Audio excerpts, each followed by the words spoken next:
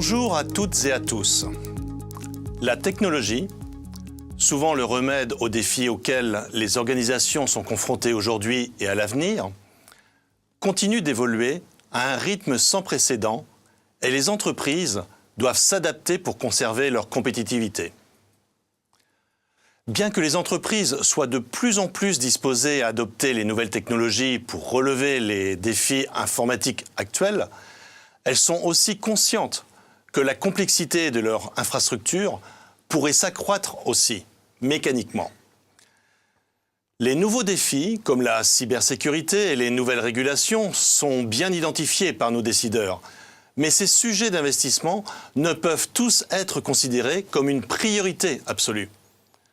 Dans une étude récente conduite par Van Sonneborn pour Nutanix et Veeam Europe, auprès de 900 décideurs IT dans des entreprises de plus de 1000 collaborateurs en Europe, dont 100 en France, près de la moitié déclarent que le big data et le cloud computing augmenteraient la complexité de l'informatique, en particulier dans le stockage et la protection des données. C'est ici que des partenaires experts, des intégrateurs comme Capgemini, capables de réduire la complexité et fournir des solutions complètes d'intégration, prennent tout leur sens. S'assurer que les bons partenariats sont en place aide énormément les organisations dans leur parcours d'investissement. Stratégie multi-cloud, la réussir avec la gestion intelligente des données. Tel est le sujet de notre Veeam Live Show aujourd'hui. Et je suis votre modérateur, Serge Rob, directeur marketing produits et solutions chez Veeam Software. Avec nous pour cette table ronde, Skander Guettari, bonjour, architecte et innovation lead chez Capgemini, Sylvain Sioux, directeur System Engineering Europe chez Nutanix. Bonjour. Et Eric Saillard, directeur des alliances stratégiques en Europe chez Veeam Software. Bonjour Serge. Bonjour à vous trois et merci de participer à ce Veeam Live Show en direct. Messieurs, vous présentez votre société en quelques mots? Alors oui, Capgemini, on est 200 000 dans le monde. On brosse en fait une panoplie de services assez diversifiés, du conseil en passant par les applications jusqu'à Managed Services. Et plus spécifiquement sur la partie Managed Services, dont je fais partie, on travaille de plus en plus sur des solutions de cloud hybride, de workplace, de migration vers le cloud également. Voilà. Très bien. Merci Skander. Sylvain? Alors Nutanix, c'est aujourd'hui 4700 employés, leader sur son marché dans le cadre du Gartner, Forrester. Et pour résumer un petit peu Nutanix, c'est une plateforme qui va permettre d'avoir des services similaires à ce qu'on connaît sur les offres de cloud public. Donc au tout début, vraiment cette plateforme était connue pour faire fonctionner des machines virtuelles. Donc une plateforme distribuée qui est très extensible.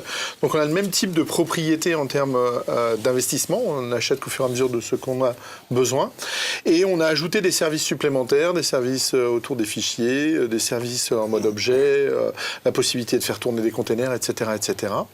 Et le second investissement, je dirais, de Nutanix, c'est tout ce qui tourne autour de la gouvernance des environnements complètement hybrides, avec une partie des plateformes dans le cloud public, une partie interne, où on est capable de gérer, d'avoir une gestion des coûts fine, aussi de regarder tout ce qui est autour de la conformité, et la capacité de déployer des applications multi-destinations, VM, containers, internes, externes, etc., en étant capable de packager les opérations autour de cette application.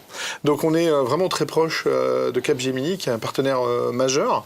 Capgemini est capable vraiment de rendre l'ensemble vraiment industriel pour permettre aux clients d'avoir le meilleur coût total de possession de la plateforme et voire même d'avoir un rendement en termes économiques supérieur à ce qu'on peut connaître dans les offres de cloud public.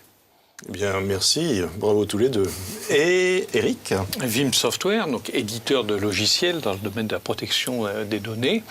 On a réalisé 963 millions de dollars l'année dernière. Donc mécaniquement, avec la croissance qu'on a, nous allons passer le milliard, barre historique pour notre société, extrêmement important. 3500 personnes à travers le monde, 330 000 clients installés, donc une très large base installée, servie par 61 000 partenaires, un très gros réseau de partenaires. Ce qui est intéressant, c'est que 53% de ce chiffre d'affaires est fait en Europe, Moyen-Orient, Afrique, donc dans le théâtre dont nous nous occupons. Donc on est ravis de pouvoir, je dirais, partager ça avec vous, messieurs. Selon IDC, on est numéro 1 maintenant en Europe, devant tous nos compétiteurs. Ce qui est intéressant, c'est que malgré tout, 61% de notre chiffre d'affaires est toujours fait avec des nouvelles licences.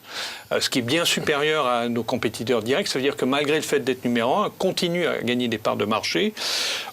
Et avec un score sur Net Promoter qui est assez flatteur, puisqu'on est à 73%, c'est-à-dire que nos clients sont a priori satisfaits de ce qu'on fait. Et je suis surtout ravi de pouvoir partager ce live show avec 2 de nos alliances préférées. Merci beaucoup, Eric. Merci.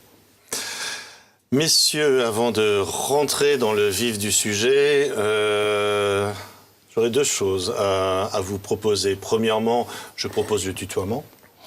Voilà. La deuxième chose, nous nous connaissons, vous savez que je suis toujours un petit peu curieux, et j'aimerais connaître vos 3 thématiques phares à retenir de 2018. Que s'est-il passé pour nous tous en 2018 ? Important. Scander ? Donc 2018 pour moi, j'ai vu de plus en plus de cas d'usage autour de l'intelligence artificielle, notamment sur les sujets de maintenance prédictive et tout ce qui est rémédiation automatisée par des robots. Il y a eu des sujets également de classification automatique de mails qui viennent au service desk en fonction de l'humeur des utilisateurs, etc., pour mettre au haut de la pile les incidents que les utilisateurs, pour les utilisateurs mécontents.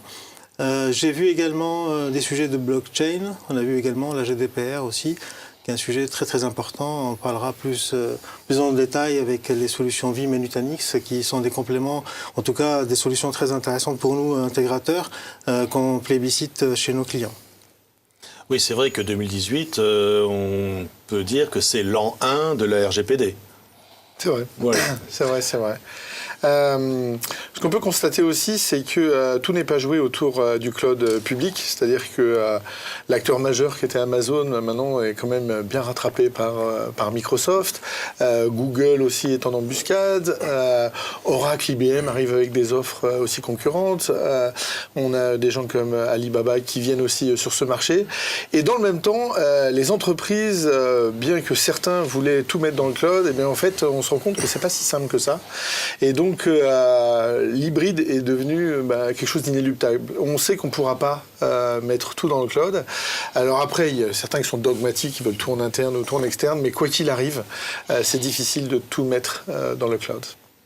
L'hybride et ou le multi-cloud. Oui. Voilà. De toute façon, je pense que multi-cloud, c'est, on va aller piocher les services là où ça paraît pertinent, avec aussi une équation économique qui peut être différente d'un acteur à l'autre. Tout à fait. Dans le jargon Capgemini, on appelle ça multimodal, plusieurs clouds, avec la possibilité de créer une abstraction de toutes ces complexités-là pour les clients. Donc, quel que soit le cloud où on veut placer nos données, nos VM et nos applications, on choisit quel est le meilleur cloud qui répond, que ce soit donc legacy, privé ou bien que public cloud. Très bien, merci. Et Eric ? Bon, moi, ce que j'ai noté, c'est l'accélération de la cybercriminalité. Je pense qu'effectivement, en 2018, ça a quand même été un sujet régulièrement dans les médias. On était habitué à voir ça, je dirais, sur le poste client. Oui. On a vu l'accélération au niveau des sites informatiques, en règle générale. Et maintenant, ce qu'on voit, c'est que ça touche également les sites industriels. Donc, carrément, le manufacturing, les machines connectées, la capacité à arrêter des usines ou la production. On a vu ça dernièrement chez Norsk Hydro, chez Aramco, chez Maersk. Je trouve que ça devient effectivement un sujet extrêmement important pour tout le monde. D'ailleurs, je pense qu'on va en parler aujourd'hui au travers de cette étude Van Senborn. Oui, c'est que confirmer ce qui s'est passé avec WannaCry. C'est une top priorité. Comme Absolument. Merci Eric. Il n'y a pas eu que des WannaCry, mais il y a eu d'autres en 2018, d'autres attaques et des ransomware, effectivement. On n'en parle pas parce que WannaCry, c'était un des plus gros. mais il y en a d'autres aussi. Il y a eu des demandes de rançon, de grosses entreprises du CAC 40. Du rançonnage, voilà, c'est pas épisodique. Ouais, c'est pas épisodique, ça continue tout le temps. Et donc, en tout cas, si je parle des offres, effectivement, il y a des solutions, on parlera plus dans le détail, mais des solutions qui permettent d'adresser ces problématiques-là aujourd'hui. Donc les clients doivent se doter, comme tu disais tout à l'heure en préambule, où est-ce qu'on investit, dans quoi on investit en priorité, etc. Donc ça, c'est des choses, on a les solutions, et simplement travailler avec le client pour définir les meilleures stratégies d'investissement. Très bien, merci. L'étude de Von Sonneborn, conduite en octobre 2018, nous révèle qu'environ un décideur IT sur 5 indique que ces investissements informatiques les plus importants d'ici fin 2019 vont être dans le cloud. Ce n'est absolument pas une surprise. De même, l'initiative la plus susceptible de stimuler les dépenses informatiques est, nous l'avons déjà abordé, l'amélioration de la cybersécurité. C'est vraiment la priorité des priorités. Ce qui rappelle aussi l'ampleur du problème auquel les entreprises sont confrontées dans ce domaine, et il ne faut pas le cacher. Alors, qu'apportez-vous sur ce sujet ? Capgemini ? Ou tous? Vous trois. Alors, clairement, on l'a constaté. Donc, moi, je fais partie de l'équipe avant-vente et dans l'avant-vente, donc on étudie les RFP qui sont, on va dire, plutôt sur des éléments à court terme, moyen terme et long terme, avec on va dire, un aspect visionnaire aussi de ce qui va arriver, quels sont les challenges principaux des entreprises. On a vu clairement, comme disait Sylvain à juste titre, que les règles ne sont pas complètement établies aujourd'hui. On a un florilège de solutions. Et la possibilité d'utiliser le cloud public, effectivement, est une réalité. Il y a tellement de services sur AWS, sur Azure, sur GCP et tout ça. Maintenant, on sait qu'on a une vraie problématique, notamment pour les clients qui ont un héritage lourd en termes de legacy, de systèmes d'information traditionnels. On parlait tout à l'heure en off sur des clients qui ont du mainframe aujourd'hui, avec une adhérence forte, des frontaux qu'on va mettre, qui vont consommer des applications sur le mainframe.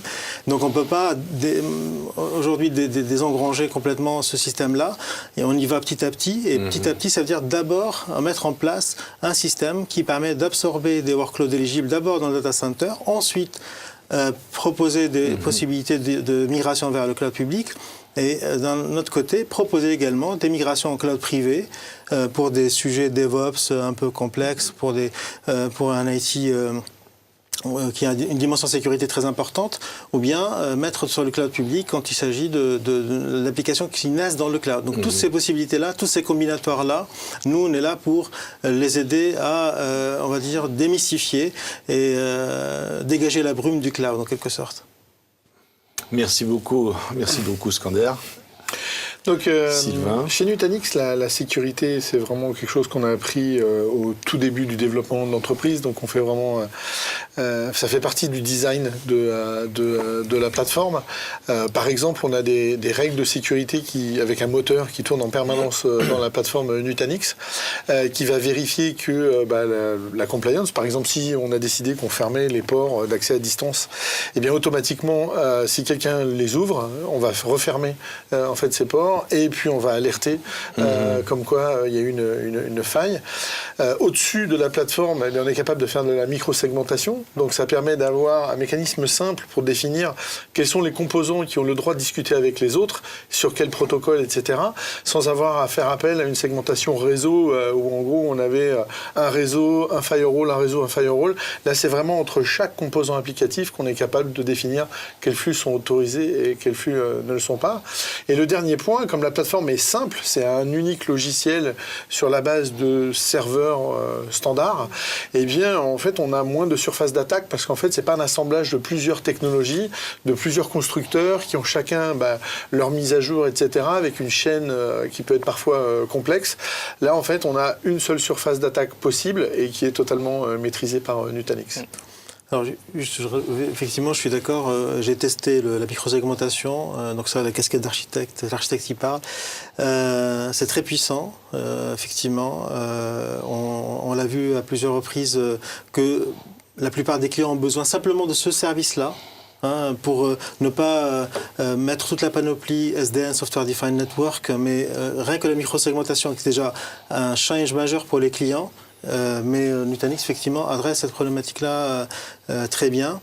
La solution qu'on montre en fait dans les ref architectures, on a monté beaucoup de hackathons avec Nutanix et Vim également, pour montrer aux clients, en étudiant leurs besoins, quelles sont les meilleures architectures qui répondent aux use cases, aux cas d'usage des clients. Donc là, effectivement, on a une panoplie d'outils, on a des panoplies de cas d'usage, on essaie de matcher avec le best-of, on va dire, des solutions.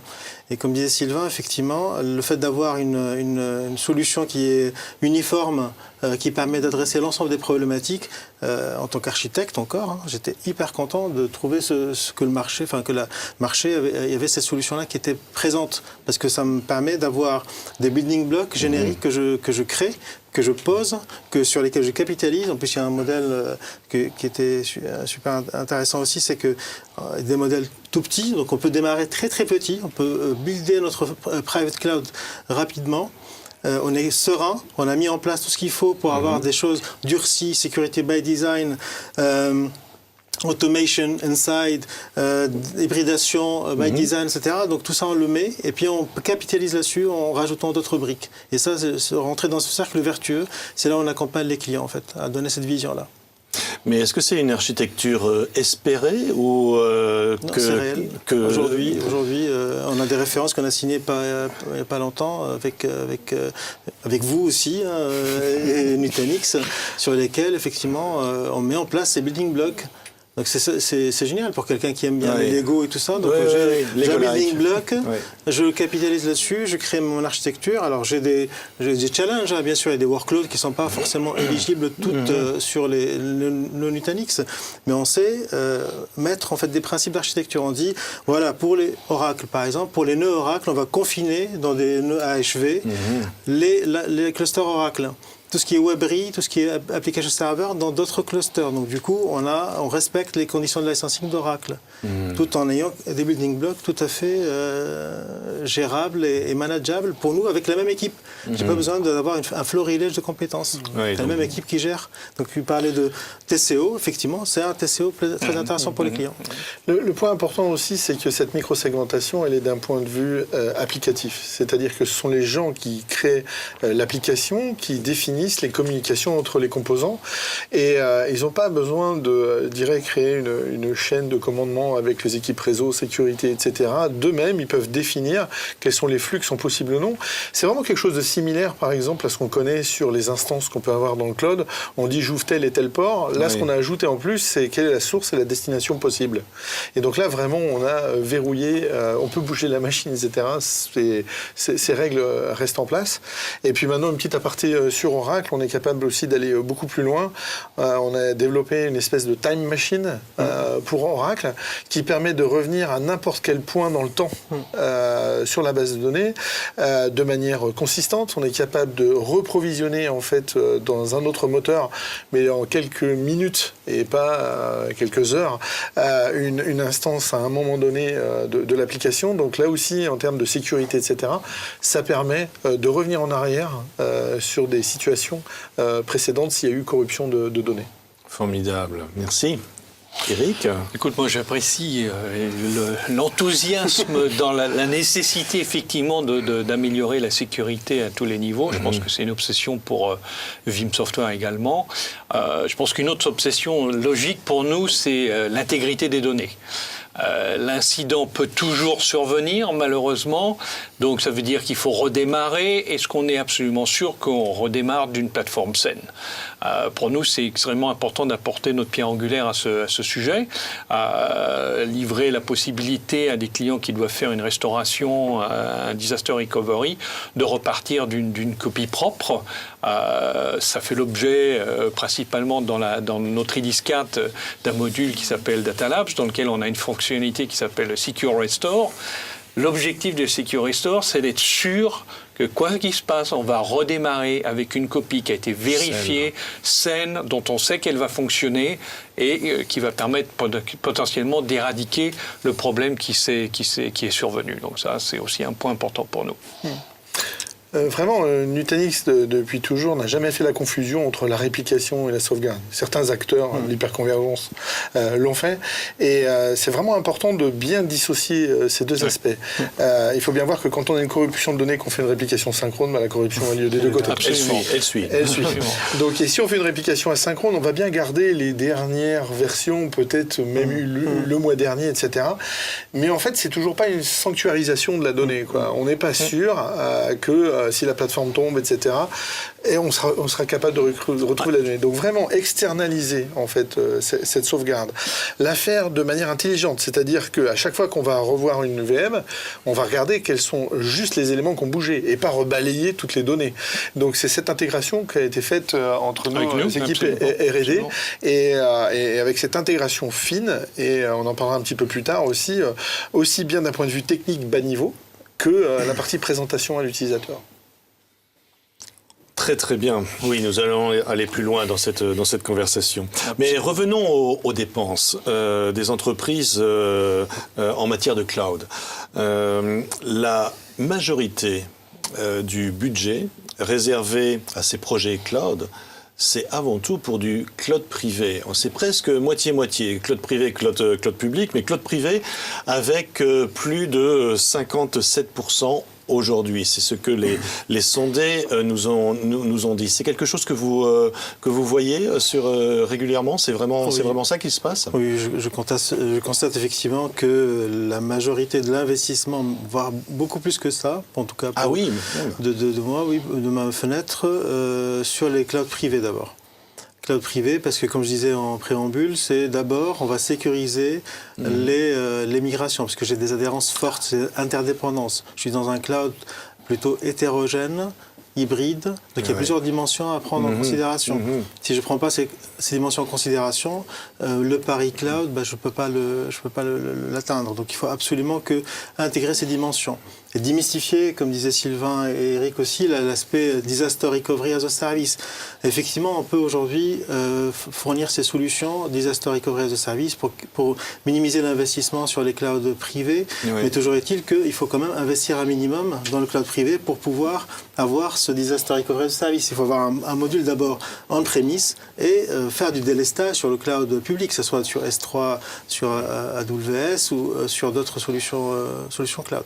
Donc on peut arriver à jongler avec ça, et les investissements en priorité, je les ai vus essentiellement sur le cloud privé. C'est one step to cloud, dans le jargon qu'on utilise entre architectes, d'abord pour nos clients en fait, qui ont un héritage très lourd. D'abord, un cloud privé durci. J'ai défini mes blueprints. Validé. Je fais référence à Sylvain parce que ça fait écho à ce que sur la microsegmentation notamment. Nous, on parle de blueprint, c'est-à-dire qu'une application, je définis son blueprint, c'est-à-dire son template de déploiement. Je sais qui cause avec quoi et je le sais précisément. Donc, quand un web serveur cause directement avec les DB sans passer dans mon template, comme je l'ai défini dans mon template par un application server, je dis no way, tu peux pas causer directement avec la DB. Donc, by design, j'intègre ces problématiques-là et donc je sais sécuriser by design mon architecture. Eric disait effectivement la cybersécurité est un enjeu très très important parce qu'il y a beaucoup de ransomware aujourd'hui. Donc si je ne sécurise pas de plus en plus, je n'automatise pas la sécurisation, je fédère pas toutes les ressources pour qu'on travaille tous ensemble, que ce soit sécurité, parce qu'on sait que le syndrome du village gaulois, l'équipe silotée, sécurité, apps, DB, etc. Donc aujourd'hui on est dans une autre mouvance, un autre mindset, et c'est très difficile à y aller, mais il faut y aller maintenant pour atteindre ces objectifs-là. Quand tu parlais quand je parlais d'automatisation, l'automatisation, c'est pas que du RBA, c'est pas que du runbook automation sur des gestes de production. L'automatisation, c'est Serge, je veux une application dans le cloud privé avec tel niveau de SLA, avec secouru, sauvegardé, etc. Je sais le provisionner de façon automatisée sur un clic. Je sais le faire aujourd'hui. Donc aujourd'hui, accompagner les clients dans ce changement-là, c'est aussi une des vocations de Capgemini. Et grâce à des partenaires comme vous, effectivement, on peut fournir ce genre de solution. C'est une réalité aujourd'hui. On ne parle pas de Star Wars. Il y a effectivement des choses qui vont arriver dans les différentes roadmaps, mais aujourd'hui, on parle de quelque chose de concret qu'on a déjà déployé pour nos clients. Et aujourd'hui, ça résonne bien auprès de l'exécutif dans toutes ces organisations. Ils ne comprennent pas tous. Alors pourquoi? C'est parce que c'est un changement de culture? Qu'est-ce qui se passe exactement? Il y a de ça aussi. Oui, et je pense que le mot cloud a été galvaudé pendant une bonne période où c'était juste une plateforme de virtualisation. Mais qui dit cloud dit une API, par exemple. On est capable de faire toute l'automatisation dessus sans avoir 50 API à devoir les changer en fonction des composants qui sont derrière, etc. Enfin, quand j'ai une API vers Amazon, c'est une API. Quand j'ai une API vers, si c'est S3, c'est une API, etc. C'est pas une finalité, quoi. Donc, en fait, les API rendent l'ensemble automatisable. Et comme le dit Skander, ce qui est important, c'est qu'il ne suffit pas de mettre des règles de sécurité sur le papier, il faut être capable de les vérifier. Donc, tout ce qui est compliance, etc., on peut le faire à partir du moment où il y a des API. On est capable de questionner, etc. Et vraiment, ça, c'est un gros changement. Et en termes d'organisation, oui, on rentre dans le mode DevOps. Alors, plus ou moins rapidement, où en gros, on a une équipe projet avec tous les composants. Sécurité, base de données, etc. Et c'est plus des silos. On fait un projet transverse, on met je sais pas combien de temps pour se mettre d'accord. Et une fois qu'on l'a livré, tout le monde revérifie. Etc. Non, c'est plus possible avec les démarches qualité, etc. On a changé, on a vraiment pivoté. On doit faire du livrable permanent. Personne n'attend que, je ne sais pas, Amazon ou Google fassent un upgrade et on va tous attendre que l'upgrade se termine. Ça n'existe plus. Non. Ils font leur mise à jour au fur et à mesure, on the fly. Et donc ça, c'est vraiment des changements fondamentaux et c'est ce que les gens, maintenant, ont l'expérience, que ce soit sur leur téléphone ou autre. Cloud ne va pas s'arrêter, quoi. Il va continuer de fonctionner, etc. Et donc, ça met une pression aux équipes IT pour changer. Il n'y a pas le choix. Sinon, Shadow IT. Sinon, le risque, c'est le Shadow IT. C'est-à-dire qu'ils vont consommer à l'extérieur et l'équipe IT se fait déborder. Et donc, là, l'idée, après, c'est de trouver un moyen d'avoir un outil de gouvernance qui est plus comme les outils classiques, quoi, ITIL, etc. C'est-à-dire qu'avant de faire quelque chose, on demandait d'avoir le droit. Aujourd'hui, chacun a un quota et fait ce qu'il a à faire. Et comment je contrôle la sécurité, la souveraineté des données, comment je ne mets pas des données sensibles à l'extérieur, etc. Donc, il y a une partie éducation, responsabilité, etc. Et c'est là où tous les changements, la conduite du changement est très très importante, quoi. Oui, parce qu'il faut anticiper les skills des équipes aussi. Il faut qu'elles soient capables de... Absolument.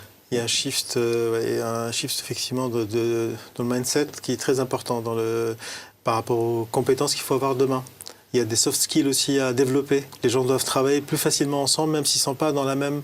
ils n'appartiennent pas au même silo, en quelque sorte. Oui. Capgemini, cette année, on s'est aligné en market unit, justement pour être à l'écoute des problématiques clients qui disent mais je ne comprends pas, quand je m'adresse à Capgemini, je m'adresse à tout Capgemini. Pour moi, qu'ils fassent de l'infra, de l'apps ou du conseil, pour moi, je m'adresse à tout Capgemini. Donc je ne vois pas pourquoi vous me renvoyez à un tel ou un tel quand j'ai une problématique. Pas problématique, c'est une problématique. Et c'est à vous de vous aligner. Donc on s'est aligné, et donc cette année, on s'est aligné en market unit, donc les apps, l'infra qui travaillent main dans la main sur ces aspects-là.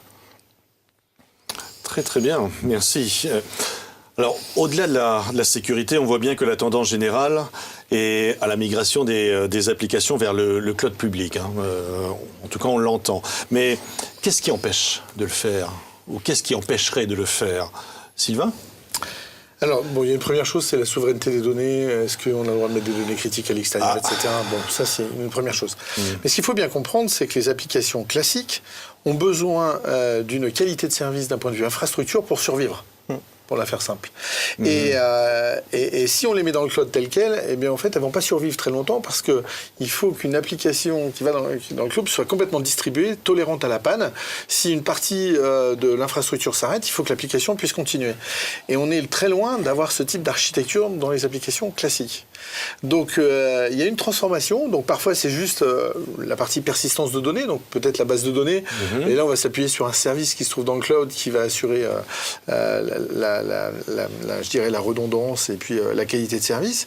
Mais ce qu'il faut bien voir, c'est qu'il y a des applications legacy, on ne les changera pas, où il y a trop d'investissements pour pouvoir le faire. Donc, parfois, il n'y a pas les codes sources. Et parfois, il n'y a même pas les codes sources, les gens savent plus l'installer, ce qui est encore pire.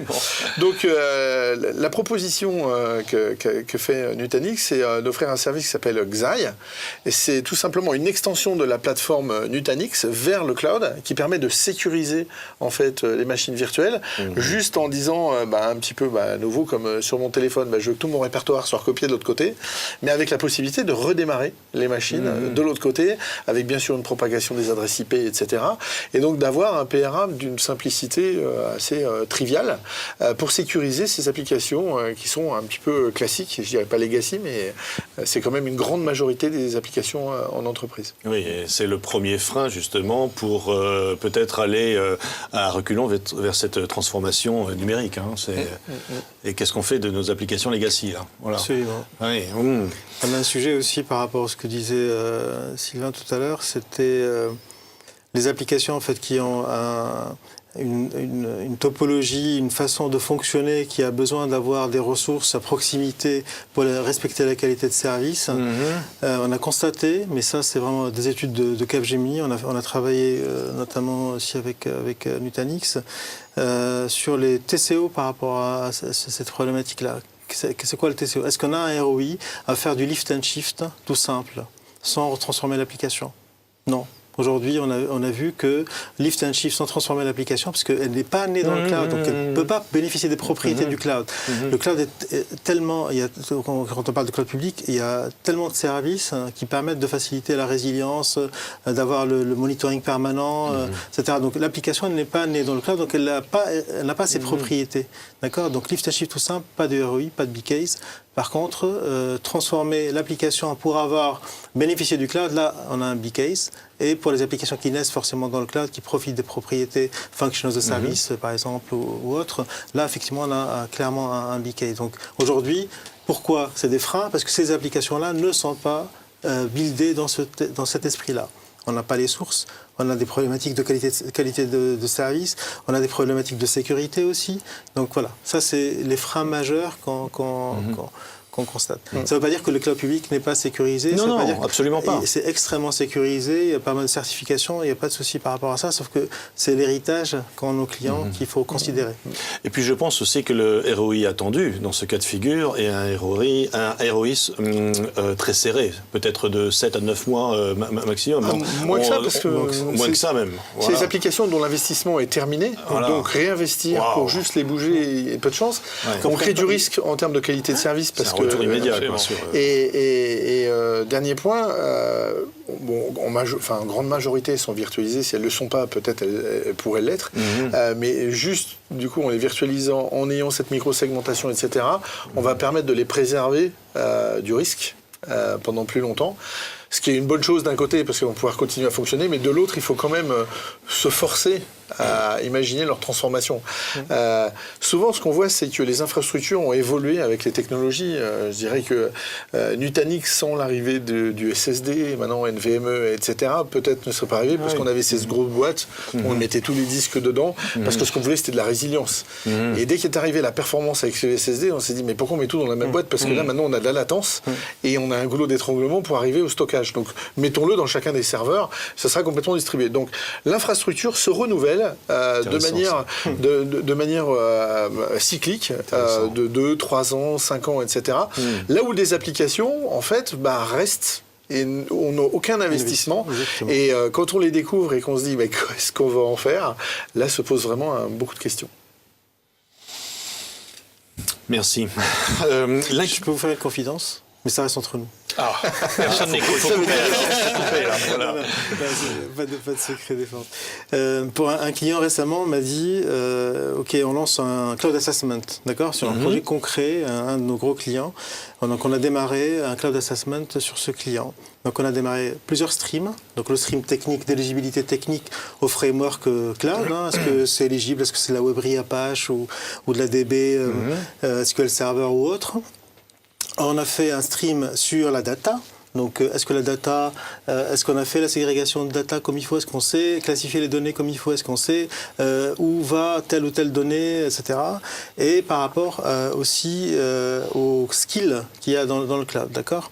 Donc, quand bien même c'est éligible sur un des volets, ça peut ne pas l'être pour par exemple la partie data. La data dit non, tu peux pas mettre dans le cloud public parce que c'est pas possible. Il y a quelque chose de... Donc on a démarré des études techniques avec des workshops et puis on nous a dit non.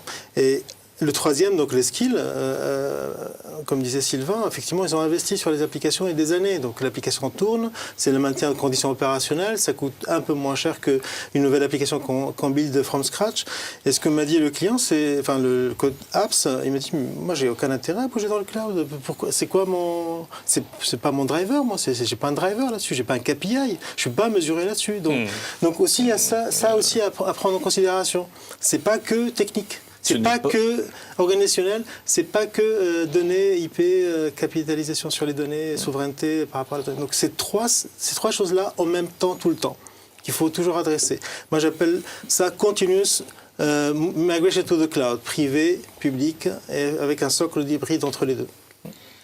Et puis, nous l'avons dit en introduction, 2018, c'était l'an 1 du RGPD, vient se greffer aussi tous ces aspects de régulation, conformité aussi. Et on le fait comment, là, Eric ? C'est un sujet vaste. C'est d'ailleurs pas qu'un sujet technologique. Je pense que c'est aussi un sujet d'intérêt général, de bon sens général. Oui. C'est d'abord savoir protéger les données, c'est savoir documenter ce qu'on fait avec les données, c'est savoir mesurer les progrès qu'on fait dans la gestion de ces données. Savoir où elles sont. Savoir où elles sont, respecter, je dirais, les données des gens. Donc, il y a, je dirais, tout un environnement sur lequel il faut travailler. Bon, comme on se positionne sur la gestion des données, évidemment, on cherche à apporter à notre niveau un certain nombre d'éléments, de briques qui sont nécessaires, que vous pouvez utiliser. D'abord, c'est comment assurer la disponibilité des données. Donc ça, c'est tout, je dirais, le cœur de ce que nous faisons en termes de backup, disaster recovery. Mais il y a un point aussi important, c'est le droit à être oublié. Principe simple, mais ô combien difficile à respecter pour les sociétés. Donc on a travaillé sur ce sujet. On a un module qui s'appelle Stage Restore, qui effectivement dans la nouvelle Release 4 permet de comparer ce que nous avons en termes de backup, ce qui est arrivé entre-temps en termes de personnes ou de sociétés qu'on dit stop. Moi, je ne veux plus recevoir vos newsletters pour prendre un cas simple ou vos mails. Comment on est sûr que quand on fait le restore, on ne va pas effectivement recharger les données des personnes. Donc, ce stage restore permet effectivement de comparer les données d'avant, les données après, de comprendre ceux qui ont dit stop et de s'assurer qu'on va faire le restore seulement de ce qui est autorisé. Ça, c'est un point important. La géolocalisation des données, c'est aussi un point extrêmement important. De plus en plus important, plus on va dans le cloud public, plus ça devient un sujet critique. Donc déjà, dans la Release 3, on avait introduit cette notion de tagging des données de façon à comprendre où elles vont, ce qui se passe. Oui. C'est aussi de vérifier les backups. Est-ce qu'ils sont effectivement avec Sure Backup? Est-ce qu'on est capable de s'assurer que les backups sont effectivement de bonne qualité, respectent les conditions de GDPR ou RGPD? Puis en fait, c'est être capable de faire de l'encryption end-to-end, du début jusqu'à la fin de la vie de la donnée. On fait ça en 256 bits dans nos solutions. C'est important pour les gens de comprendre que des sociétés comme Veeam, comme vous-même, soyez effectivement alignés avec la décision générale de RGPD, coopèrent à la réalisation de ce respect des données. Et je trouve que c'est un sujet extrêmement important où chacune des trois sociétés peut apporter sa pierre angulaire. Donc la RGPD est un bienfait quelque part. Bienfait, RGPD a plusieurs clauses. Pour l'infrastructure, il y a quelques clauses qui sont applicables. Et ce qu'on a intégré pour ces clauses, dans les références architecture, qu'on a travaillé avec vous aussi, avec Nutanix et Veeam également, pour mettre by design en fait, des respects pour traquer la donnée grâce au tag et géolocalisation dont parlait Eric. Donc être capable à tout moment de savoir où est ma donnée, where is my data. Où est ma donnée, je sais exactement où est-ce qu'elle est à tout moment. Donc ça, c'est by design, parce que travailler en fait sur les nouvelles architectures, travailler sur de nouvelles problématiques en ne pas proposant de nouvelles architectures, ça serait voué à l'échec. Donc il vaut mieux partir avec de nouvelles architectures qui intègrent ces problématiques-là dans le design initial de l'architecture. Et aujourd'hui, comme j'ai dit préalablement, il y a des outils pour ça. Il faut simplement savoir prioriser les investissements, savoir sur quoi on travaille. Donc, Merci. Alors, près des 2/3 des personnes interrogées dans cette étude conviennent que la stratégie de protection des données de leur entreprise ne serait pas suffisante dans un mode de déploiement de cloud hybride. Alors, comment fait-on ? C'est moi, je commence. Si tu veux. Oui, c'est vrai que tout à l'heure on disait mettre le cloud est un terme galvaudé. Donc quand on le met dans le cloud, ça ne veut pas dire qu'on met et puis on oublie. Il y a des services qui sont apportés sur le cloud. La protection de données est un service très important. La donnée, c'est le nouvel or noir des entreprises. Donc il faut absolument savoir vraiment sauvegarder. Quand on migre sur 365, si on n'a pas considéré la problématique de sauvegarde, on n'a pas fait une bonne architecture. D'accord ? Il faut absolument l'adresser également. Il y a aussi la problématique de services managés sur le cloud. Capgemini, on nous dit souvent, enfin les clients nous challenge en disant un tel cloud provider me dit il suffit de mettre tes TVM chez moi ou tes applications chez moi et puis ça va marcher. L'infrastructure elle est résiliente, elle est puissante, il n'y a pas de souci, mais il faut amener des services sur donc la sauvegarde, je disais tout à l'heure, sur disaster recovery as a service, sur les problématiques de monitoring, de surveillance, la maintenance prédictive avec l'intelligence artificielle. Il y a des services supplémentaires à apporter. Il y a des briques de Lego qui existent, mais il faut les assembler comme il faut pour adresser le point use case du client. J'aimerais bien revenir sur le cas Office 365 parce qu'il y a les non-dits d'ailleurs. Ce n'est pas parce que on migre vers une solution Office 365 que tout est fait, tout est gagné, tout est protégé. La donnée, il me semble, appartient à l'entreprise, donc elle se doit de la protéger. Eric. Oui, absolument. Je pense que ce qui est important pour Microsoft, c'est la disponibilité de l'application. C'est ce que l'utilisateur recherche. De l'infra. Ouais. Exactement. Donc maintenant, Microsoft assure effectivement la disponibilité de l'infrastructure, mais ce n'est pas leur métier que d'assurer le backup des données des utilisateurs de quelque entreprise que ce soit. Donc, et c'est là où souvent la confusion ou l'ambiguïté a été... C'est-à-dire que c'est dans le cloud, donc il y a quelqu'un d'autre qui s'en occupe pour moi, donc tout va bien. Oui, jusqu'au jour où ça va pas, justement. Et c'est là, généralement, où ça devient quand même un petit peu pénible et un peu contraignant. Donc, les sociétés restent responsables de leurs données, quel que soit l'endroit où elles se situent. Penser qu'une migration dans le cloud, je dirais, vous donne la possibilité d'oublier cette règle de base, c'est une erreur absolue. Donc le cas d'Office 365 est un bon cas. Je veux dire, et même les gens de Microsoft le reconnaissent, disent oui, effectivement, nous, on ne fait pas de backup d'Office 365. C'est important pour nos clients d'être capables de faire ça. Donc, on a effectivement un produit spécifique de backup d'Office 365 qui fonctionne sur l'ensemble des types de cloud qu'on a mentionnés auparavant, qui s'adapte, je dirais, à l'environnement. Évidemment, avec Microsoft, l'envie est forte de le pousser dans Azure. Ça, c'est normal, c'est tout à fait compréhensible et tout à fait logique. Mais effectivement, il faut s'assurer que ça fonctionne correctement. Et c'est pour ça qu'on a sorti un produit spécifique sur ce sujet qui permet de restaurer des mails, de restaurer un SharePoint, de restaurer tout un tas de choses, qui sont les éléments fondamentaux de Office 365. Donc oui, pierre angulaire également de la disponibilité des outils pour les utilisateurs et souvent parfois de fichiers extrêmement importants pour des entreprises. J'ai discuté avec une grande entreprise de manufacturing de pneus. Alors il y en a plusieurs à travers le monde, je ne vous dirai pas laquelle. Est-elle française? On ne va pas aller jusque-là. Mais la personne qu'on avait en face de nous disait « mais expliquez-moi pourquoi le backup de 365 c'est important ». Et on a pris un exemple tout simple. On dit, vous êtes 2 jours avant la publication de vos résultats trimestriels. Vous avez fait tourner vos outils, vous avez mis tout ça dans un très beau tableur ou un certain nombre de présentations. Et on sait que c'est seulement réservé à quelques personnes au sein de la direction de l'entreprise. Seulement quelques personnes ont accès à ces données. Imaginons que vous soyez piraté la veille de la production de ces données. Que faites-vous ? Car il est impensable que vous ne puissiez pas produire vos résultats aujourd'hui. C'est pas concevable, je dirais, dans le monde actuel avec le type de, je dirais, d'éléments boursiers que nous avons. Et la personne a humblement dit, oui, effectivement, c'était un très bon exemple. Ce ne serait pas possible qu'on ne puisse pas récupérer extrêmement rapidement l'intégralité des données qui nous sont nécessaires pour produire devant la bourse nos résultats. Voilà juste un exemple, mais il y en a beaucoup d'autres. Donc ça veut dire qu'il peut encore y avoir cette confusion entre protéger ou sécuriser et sauvegarder, quelque part? Oui, tout à fait. En fait. Bien sûr. Ouais. L'Disaster Recovery est un exemple, par exemple.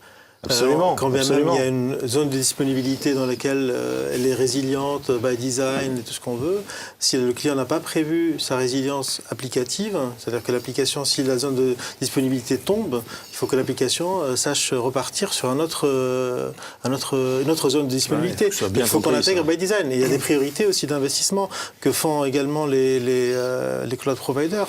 Et c'est tout à fait légitime. On va pas démultiplier les infrastructures pour le cas où, effectivement, les zones de disponibilité tombent. Non, donc c'est à l'application d'intégrer sa protection de données, son disaster recovery, et tout ça. Et même on peut aller plus loin, les nouvelles architectures, c'est même pas du disaster recovery, c'est de la haute disponibilité à travers différentes zones de disponibilité, avec du load balancing au-dessus, etc. Et donc il n'y a pas d'arrêt, mais là la sauvegarde est vraiment obligatoire, parce qu'en fait la donnée est vivante en permanence. Donc comment on fait pour restaurer s'il y a une perte, une corruption de données, ça devient vraiment crucial. C'est vrai qu'il y a souvent cette confusion, mais Vim n'est pas un éditeur de logiciels dans la sécurité, et pourtant la sauvegarde, le backup est fondamental. Il faut absolument y penser, quoi. C'est un élément de sécurité. Oui, absolument. Alors le défi pour les éditeurs de solutions de backup modernes, donc comme Vim, est d'assurer une disponibilité optimale des multiples applications et des données pour les infras qu'ils protègent, tout en conservant une grande simplicité d'utilisation. Alors, comment répondez-vous, Vim et Nutanix, Sylvain? Alors déjà, ensemble. On peut revenir un petit peu sur l'historique de ce qui s'est passé autour de la virtualisation, parce que on s'est retrouvé avec ces machines virtuelles, et les agents de sauvegarde qui étaient dans les machines virtuelles consommaient trop de ressources, on n'avait plus assez de temps la nuit pour avoir une fenêtre de backup qui tenait. On se retrouvait même avec des infrastructures qui étaient plus sollicitées la nuit pendant le backup que pendant la journée, pendant qu'elles faisaient quelque chose. Et donc on s'est dit, on va faire autrement, on va venir attaquer directement la partie stockage, etc. Donc au final, sur la partie VMware, il y a des API qui ont été développées au fur et à mesure du temps et on est capable d'avoir du change block tracking, etc. Mais d'autre côté de la chaîne aussi, on avait, je ne sais pas si vous vous rappelez, mais des tapes. Après, on a créé des VTL. Et bilan, on avait une chaîne qui était d'assemblage où, en gros, le milieu avait l'habitude d'utiliser quelque chose en amont et quelque chose en aval et on rajoutait des éléments. Et Vim a été vraiment l'acteur autour de la virtualisation qui a dit, bon, stop, on va commencer par s'adresser vraiment à la partie virtualisation. On sait ce que c'est qu'une machine virtuelle, on sait ce que c'est qu'un disque virtuel, on est capable de faire du change block tracking.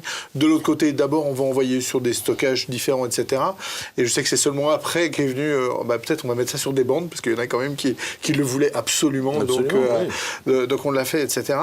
Et donc là, ce qui se passe, c'est que Nutanix a pris KVM, l'a réintégré autour de la partie stockage pour qu'il soit performant, ajouté tous les outils de management, tous les services qu'on a l'habitude d'avoir, comme le déplacement à chaud d'une machine virtuelle d'un serveur à l'autre, la capacité de reprendre aussi un serveur tombe, etc. Et dans l'API de sauvegarde, en fait, on a travaillé ensemble de telle manière à ce que vraiment ce soit le même type d'intégration que n'importe quel autre hyperviseur, et vraiment avec cette capacité de détecter uniquement les blocs qui ont changé pour réduire les temps de sauvegarde. Et réduire aussi le coût de traitement sur l'infrastructure. Et au-delà de ça, c'est l'intégration dans l'interface, c'est-à-dire que le design, le look and feel, les couleurs, etc., sont vraiment intégrés entre Vim et Nutanix.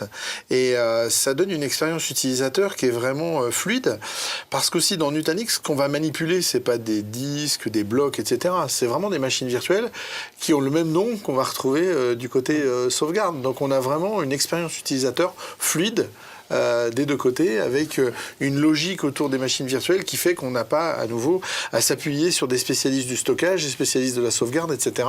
C'est un service intégré sur la plateforme. Moi, je suis complètement en phase avec Sylvain. Je pense que effectivement, quand on regarde l'intégration entre Enterprise Plus et AHV, on se rend compte qu'il y a une logique, une cohérence au niveau de la manière dont on gère la VM de bout en bout. Donc ça, c'est important. Moi, ce que je retiens dans ton point ou dans ta question, c'est la notion de simplicité. Oui. C'est extrêmement important. C'est pour ça que nos ingénieurs, qui ont travaillé avec vos ingénieurs, se sont attachés à faire que les outils qu'on présente pour manager effectivement ce backup autour de HV et un look and feel qui soit très similaire à celui de vos propres outils, de façon à ce que l'utilisateur passe le moins de temps possible à apprendre, ou moins de temps possible à se demander comment ça fonctionne, devienne relativement naturel. Donc cette simplicité, pour les clients, c'est extrêmement important. Tu citais le change block tracking. On a très vite compris que c'était une fonctionnalité extrêmement importante de votre plateforme de virtualisation. C'était extrêmement important pour nous de le supporter aussi correctement. Donc tout ça... ça revient à cette notion de simplicité, à ce désir de ne pas compliquer, je dirais, la vie des utilisateurs, mais au contraire, la rendre tous les jours un tout petit peu plus facile, à notre niveau. Une partie des utilisateurs, c'est effectivement les intégrateurs. Absolument. Et on est vraiment content quand effectivement c'est la même interface comme Prism Central qui nous aide en fait à, quel que soit le workload, quel que soit la sauvegarde à déployer, donc on arrive à le faire avec la même interface au lieu de démultiplier les interfaces, démultiplier les logins, le rebond sur les systèmes et tout ça, c'est très très fastidieux. Et je confirme que c'était galère la fenêtre de sauvegarde. Et heureusement qu'il y avait des solutions Covil qui est arrivée dans le cloud privé. Je dis pas ça. Je suis pas menacé par Serge. Non, mais je le pense. Il y a 6-7 ans, j'avais proposé effectivement pour le cloud privé d'un de nos clients de mettre du Vim et c'était le jour et la nuit parce que c'est by design. Encore une fois, on n'est plus à tâtonner aujourd'hui. Il faut qu'on se pose, il faut qu'on se pose tous ensemble pour définir les meilleures référence architecture, ou quand même on n'a pas la référence architecture parce que ça bouge tellement, mais au moins une démarche pour définir cette référence architecture sur laquelle on capitalise, pick and choose les meilleures offres de services, les meilleurs produits pour nos clients. Parce qu'in fine, c'est les clients en fait, c'est leur cas d'usage, leur problématique qu'il faut adresser. Je suis heureux d'entendre que Vim Availability pour Nutanix fonctionne bien, hein. Mais ça va continuer, ça va continuer. Tu n'en doutais pas. Je n'en doutais pas. Et puis, je vais faire un peu de teasing. Hein, c'est pas fini pour cette année. Absolument. C'est pas fini. C'est pas fini. Tu as tout à fait raison. Voilà. Plus à venir. Plus à venir. Voilà. Alors revenons sur quelque chose que on a observé fin de l'année dernière avec deux annonces assez fracassantes, je pense. Hein. C'est le cloud public qui s'invite dans le cloud privé, quelque part. Hein, il y a quand même eu des annonces très, très, très fortes. Alors, j'aimerais vous entendre sur ce sujet. Qui veut commencer ? Je ne citerai pas Outpost ou autre, hein, mais c'est des annonces très, très, très fortes. C'est très intéressant de voir cette approche. Alors, j'ai effectivement constaté ce mouvement... Et je suis très content qu'ils ont compris que le cloud hybride est le modèle de déploiement privilégié de nos clients aujourd'hui. Je suis très content de voir effectivement que cette problématique-là a été adressée à travers des solutions, que ce soit avec Azure Stack ou Outpost ou d'autres qui vont venir aussi avec le cloud Google. Je suis très content aussi de voir également des clouds privés qui s'invitent également dans le cloud public également avec des offres VMware en AWS par exemple avec qui on travaille aussi, Nutanix avec Xi pour capitaliser sur les workloads hybrides. Donc ça c'est ce mouvement-là effectivement, comme on l'a dit au tout début de l'interview, c'est pas tout à fait fini. C'est un perpétuel changement, il faut simplement se poser. Quand ça bouge trop vite, j'aime bien me poser pour vraiment adresser les problématiques de façon précise d'un point de vue architecture, d'un point de vue solution, d'un point de vue gouvernance de données, gouvernance chez le client aussi pour l'accompagnement au changement. Voilà. Je dirais qu'on voit qu'il y a une stratégie un peu générale. Alors, après, je vais un petit peu dissocier Nutanix de ces stratégies. Il y a ceux qui sont dans le cloud et qui veulent amener leur technologie chez le client, ceux qui sont chez le client et qui veulent amener la même technologie dans le cloud, et ils se disent on est hybride, mais sauf qu'à la fin c'est la même technologie des deux côtés, sauf qu'au lieu de tourner chez soi, ça tourne chez quelqu'un d'autre, ou l'inverse. Nous, ce qu'on pense, c'est que sur la plateforme on-premise, on doit offrir les mêmes services que ceux qu'on a l'habitude de trouver dans le cloud public. Les services comme S3, Kubernetes as a service, etc., etc. Et donc après ça, quand on va déployer son application, que ce soit complètement neutre, le fait qu'on le déploie en interne ou dans le cloud, parce qu'en fait, on a les mêmes API et les mêmes services des deux côtés. Et c'est pas parce que S3, c'est une API, c'est pas parce qu'on la fournit pas de l'autre côté que c'est pas la même API. Donc, il n'y a aucune raison d'amener sa technologie de l'autre côté. Et ce qu'on pense chez Nutanix, c'est qu'on n'a pas à défendre une plateforme matérielle, parce qu'on ne vend pas de matériel, finalement. Et aussi, on n'a pas à défendre un hyperviseur plus qu'un autre. On a juste packagé KVM. De la même manière, on package Kubernetes, on ne vend pas Kubernetes, il est dans la plateforme. Et donc, on a une position qui nous permet d'aider vraiment les clients sur cette hybridation. Et là, on va les aider après, c'est d'avoir les outils de gouvernance, de compliance, de gestion des coûts, etc. au-dessus. Donc, c'est une offre qui s'appelle BIM, c'est suite à une acquisition.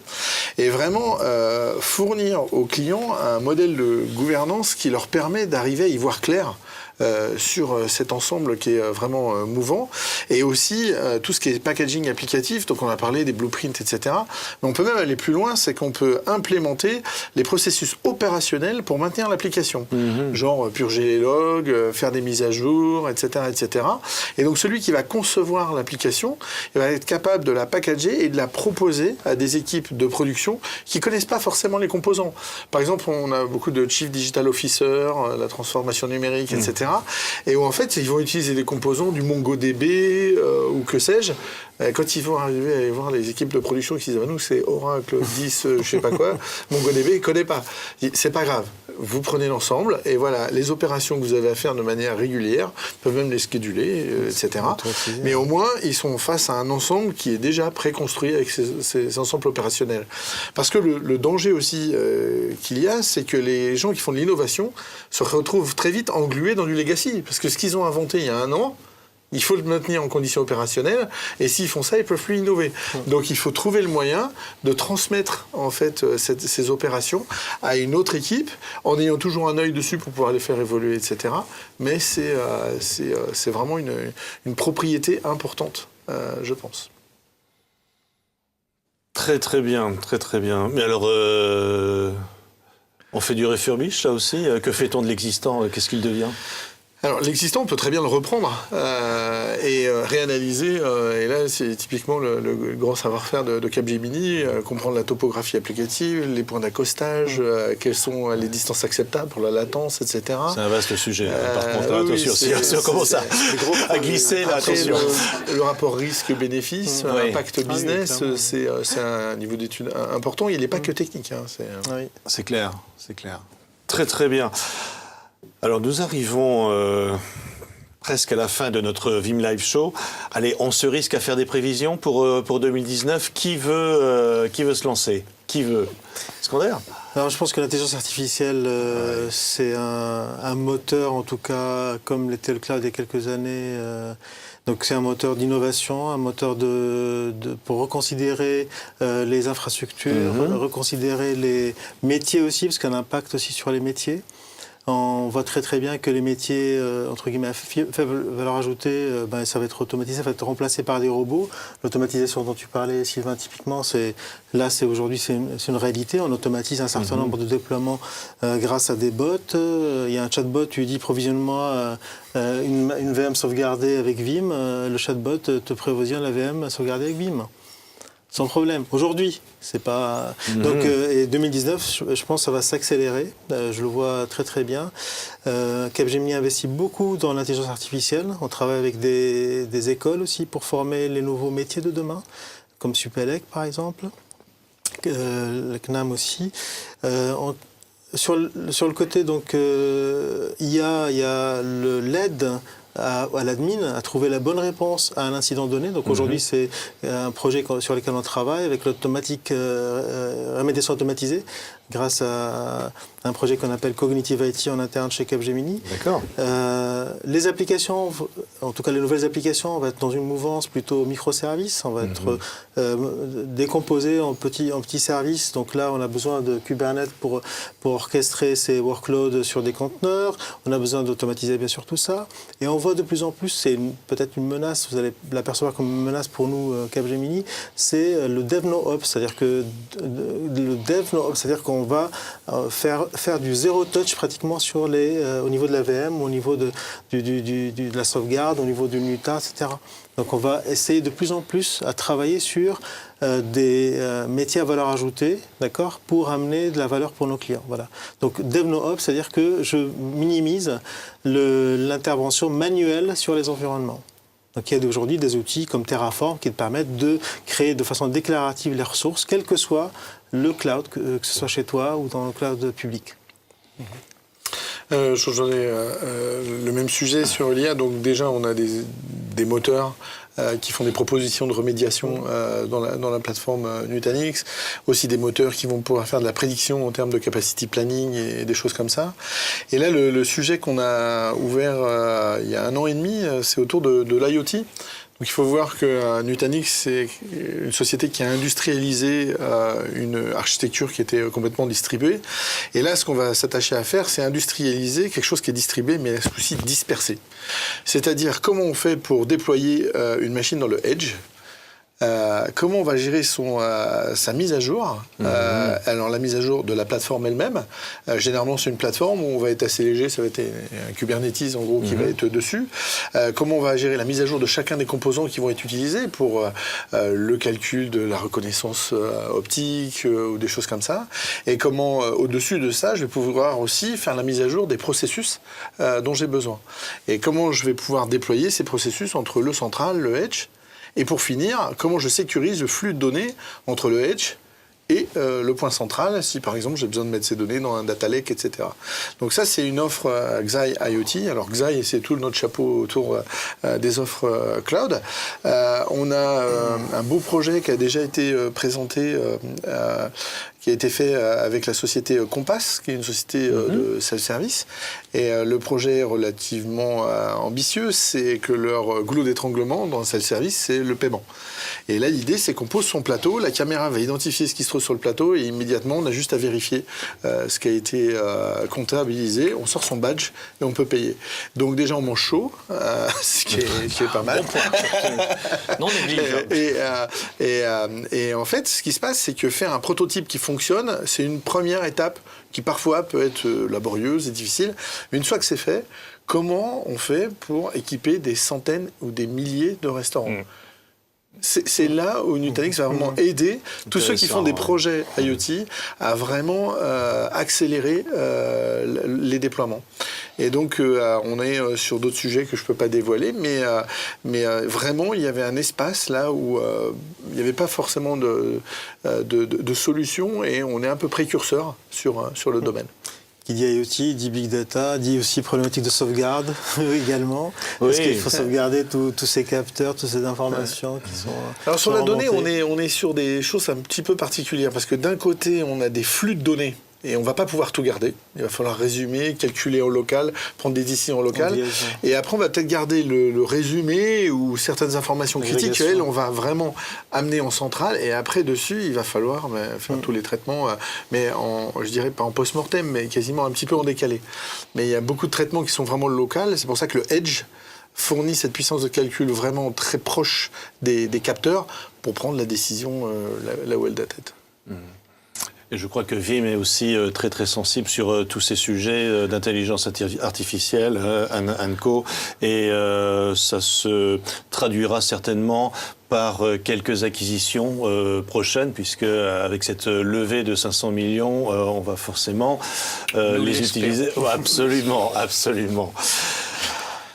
Alors, comme je vous l'ai dit, là, nous arrivons à la fin de notre Vim Live Show. Alors, messieurs, quel est votre dernier conseil pour réussir sa stratégie multi-cloud vers la gestion intelligente des données? Qui veut commencer? Eric? Je vais prendre la parole si ça ne te dérange pas. Bon, je pense que si on essaye de résumer un peu la conversation que nous avons eue pendant les 60 dernières minutes, on se rend compte qu'une stratégie multi-cloud, c'est quand même complexe. C'est pas aussi simple qu'on voudrait bien le dire.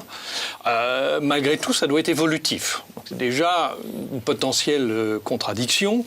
Il faut avoir une approche ouverte. Sylvain, tu l'as soulevé. Les cartes sont en train d'être redistribuées dans ce monde du cloud avec de nouveaux arrivants. Des gens qui savent parfois mieux faire, moins bien faire. Donc il faut avoir une attitude ouverte, mais malgré tout structurée. Donc ça aussi, c'est potentiellement encore une contradiction. L'évolution est rapide, peut-être encore plus rapide sur cet espace-là que ça n'a été auparavant.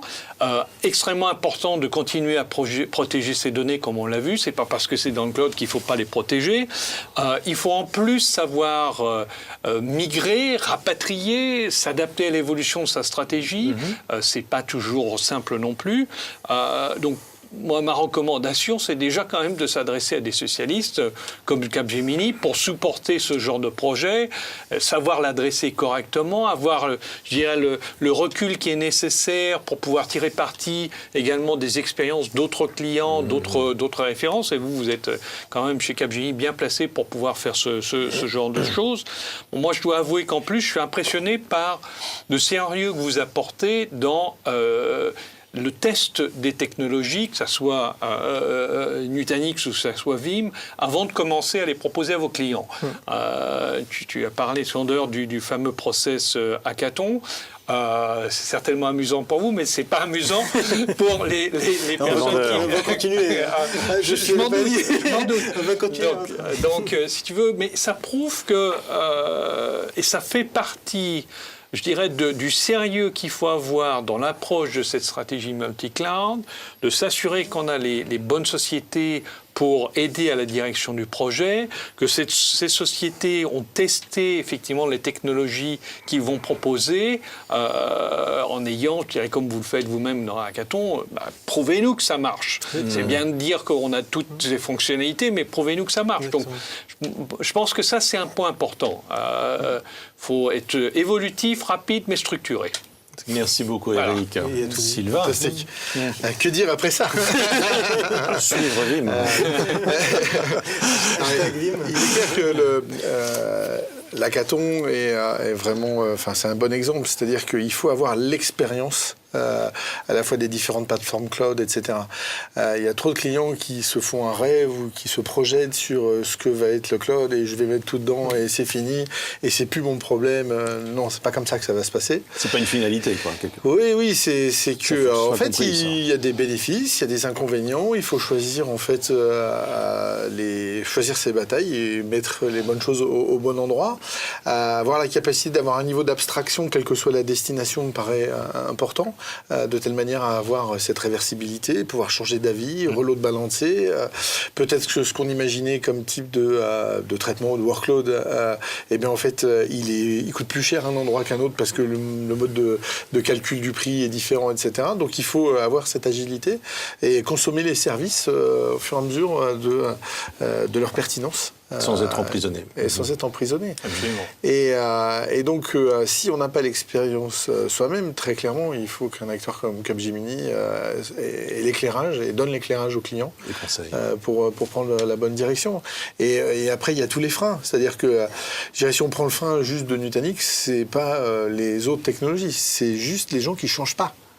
Qui restent avec leur ancienne infrastructure et où tout le monde s'est englué dans un savoir-faire hyper vertical de plein de choses et on se dit mais comment je vais détricoter cette chose-là, sachant que quand on va mettre du Nutanix, en fait le focus ça va être les machines virtuelles et la plateforme elle est automatisée by design, donc les savoir-faire sont différents. C'est pas qu'il n'y a pas de savoir-faire, c'est qu'en fait il faut transférer cette savoir-faire d'une autre manière. Donc ça aussi c'est un frein qu'on peut avoir. Je dirais c'est un peu comme Uber qui fait un service de taxi mais qui n'a pas de taxi. Nous, Nutanix, on vend un service d'infrastructure, mais on ne vend même pas les serveurs. En fait, on arrive dans ce monde où, en gros, c'est l'organisation, l'industrialisation, la simplicité du service, l'ergonomie qui correspond exactement aux besoins, qui fait la différence, et pas le fournisseur du matériel tout en bas, quoi. C'est vrai aussi que ne rien faire, ne pas bouger, un jour ou l'autre coûte beaucoup plus cher que d'y aller. Exactement. Secondaire. Ça nous intéresse effectivement qu'il y ait cette, en tout cas, lucidité par rapport aux problématiques de nos clients, et je pense qu'on va continuer donc l'exercice hackathon, et Capgemini tient absolument à son côté agnostique. Donc on choisit les meilleures solutions. Et pour ceux qui nous écoutent ou regardent aujourd'hui, au début on me disait que Nutanix, non, c'est pour les workloads pas critiques, etc. Non, j'ai fait l'étude, donc de workload par workload, y compris pour du data warehouse, y compris pour des Oracle ultra consommateurs, etc. On arrive à prouver que ça fonctionne. D'accord, en termes de benchmark, en termes d'IOPS, 2 millions d'IOPS. C'est plus un métrique. C'est plus un métrique. Oui, voilà. Donc je veux dire, il n'y a plus de frein par rapport à ça. Vim, pareil. Donc au début, on a dit, on va faire pour des POC ou des choses comme ça. Aujourd'hui, c'est une réalité, c'est en production pour les grands comptes également. D'accord. Donc, par contre, je garde effectivement ce côté agnostique où j'étudie, je durcis les architectures que je propose à mes clients et je propose les meilleures solutions pour mes clients. Voilà. Et je vous remercie en tout cas d'avoir joué le jeu sur les hackathons l'année dernière. Je crois qu'on a fait 3 avec Nutanix et 2 avec Absolument. Ouais. Et il faut qu'on continue cet effort. Très bien, bravo. Merci à tous les trois. Cette fois, c'est bel et bien fini. On a un peu explosé le compteur là, de 10 minutes. J'espère que ce Vim Live Show vous a plus éclairé pour réussir votre stratégie multi-cloud vers la gestion intelligente des données. Je vous invite aussi à aller sur les sites de Vim et Nutanix pour lire l'étude de Vansenborn dont nous avons fait référence à plusieurs reprises pendant tout notre Vim Live Show. Merci encore de votre présence et je vous dis à très bientôt pour un prochain Vim Live Show. Très belle et bonne journée à toutes et à tous. Au revoir.